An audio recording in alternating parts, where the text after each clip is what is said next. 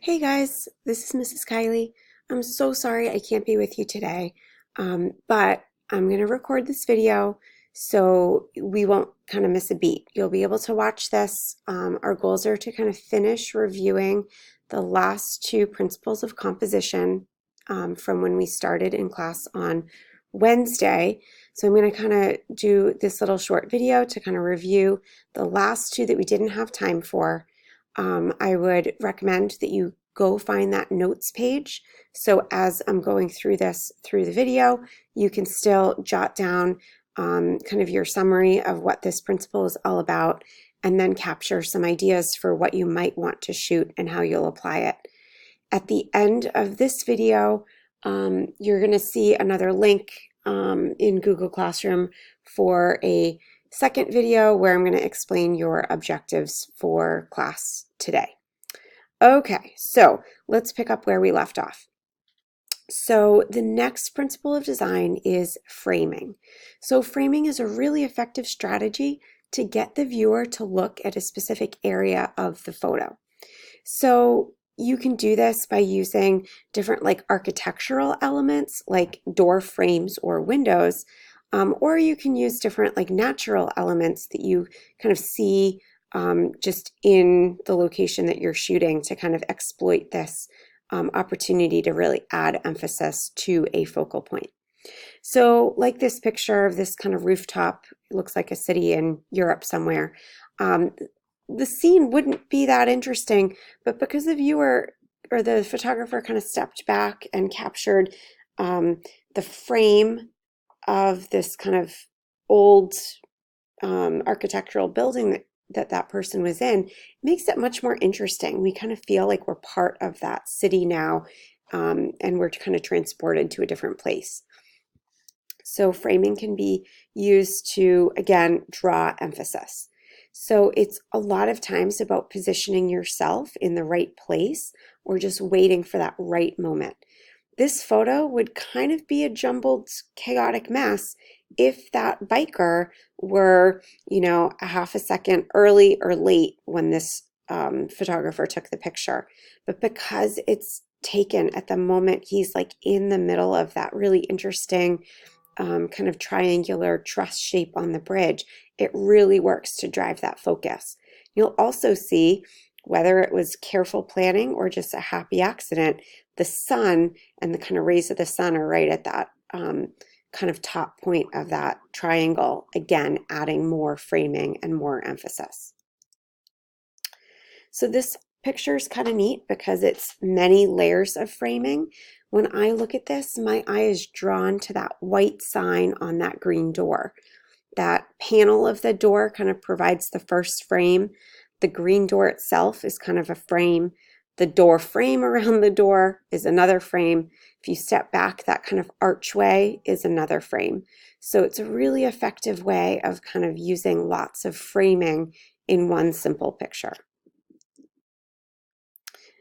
Frames don't always have to be an architectural element. This one's a really nice use of nature to provide a frame. So the little couple, kind of a cliche wedding picture, but it's really nice because of that framing that's happening. We see the trees, that cutout in the trees creating a frame, and then kind of the reflection is also kind of creating or being framed out.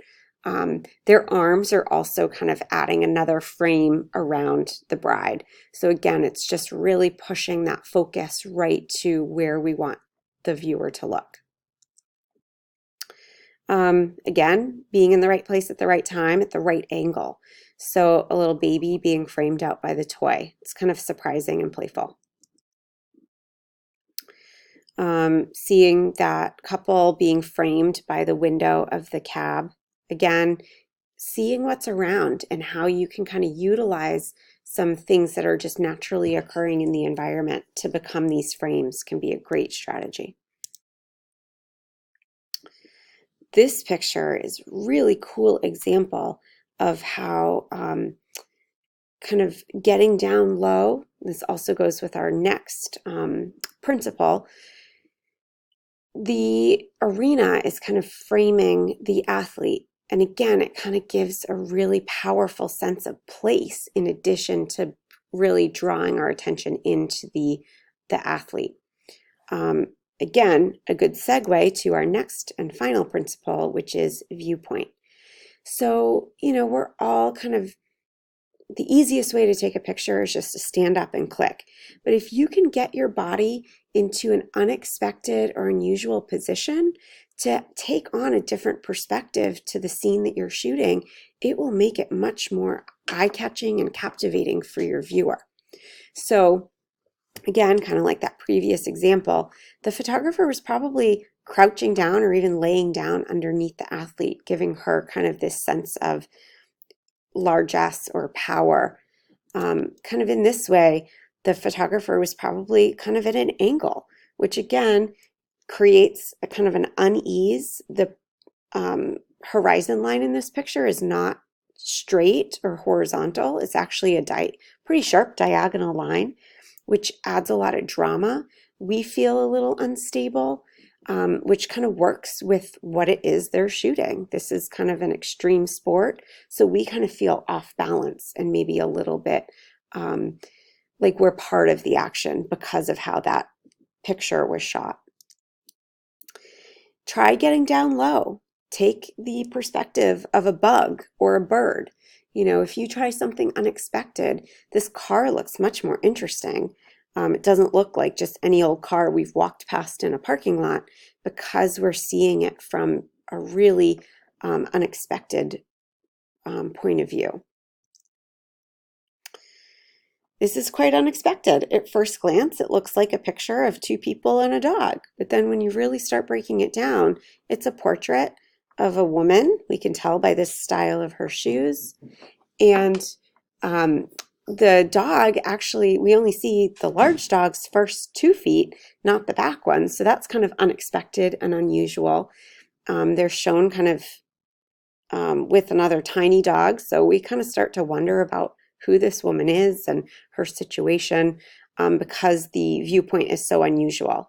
If it were just a woman posing with her 2 animals, we might not have these questions. We might not think about it as much. It might not create such a level of interest. We've all seen pictures of the Eiffel Tower, but we probably haven't seen them from this point of view unless maybe we've been there. Maybe seeing a picture like this reminds us of the experience of being there and looking up at such an imposing structure for the first time. If we haven't been, maybe we start to understand what it is like to actually be there and be on the ground underneath it, instead of just seeing those kind of skyline views of Paris with the Eiffel Tower far away. This interesting angle really has a deeper personal connection for us. This picture, right? We've seen pictures of athletes before, maybe from the stands looking at a huddle, but being part of it, that photographer was probably lying down on the floor on their back looking up. We feel like we're part of the action. We can see the expression on everyone's face, look at the intensity in their eyes, and kind of feel like we're going to get out there on that court and we're going to be part of that team. So changing the viewpoint can really activate your viewer's sense of belonging or emotional attachment to the work in a much deeper way. So next week, I know I said we were going to go on a photo shoot on Friday, but since I'm not here, we're going to have to wait and do that on Tuesday. But in the meantime, over the course of the next few days, as you're just taking pictures in your own life for fun, these are definitely some tips that you can apply to help take some better pictures. Remember, you're not going to get the best shot the first time. You're going to have to practice. You're going to try different angles, try different perspectives, try different viewpoints, try applying different principles to the same setting to see what works. Maybe viewpoint works, maybe framing works, but you won't know until you try. So you're going to have to kind of break some rules, experiment. You can also try different times of day. A lot of these principles will work with light and shadows. We looked at leading lines and how we can use shadows to kind of capture that. So that might not be possible at all points in the day. So try, revisiting something that kind of caught your eye if you need to experiment with different lighting conditions. Trust your instinct. Remember, these are just guidelines. These are not the absolute end all and be all of taking good pictures. So if you have a different way and it works, great. Go with your instinct, and photographers really have to learn to kind of trust their eye and trust their gut to make good choices when it comes to their photography. So as you practice, the more confident you're going to get and the easier it will become. Next week, like I said, we are going to do a photo shoot, and you guys will be kind of practicing some of these principles of composition. Today, we're going to do and kind of apply what we've learned over the past 2 days to some of our previous work. So I'll be back in the next video to kind of explain what your task is for class today. All right, thanks guys.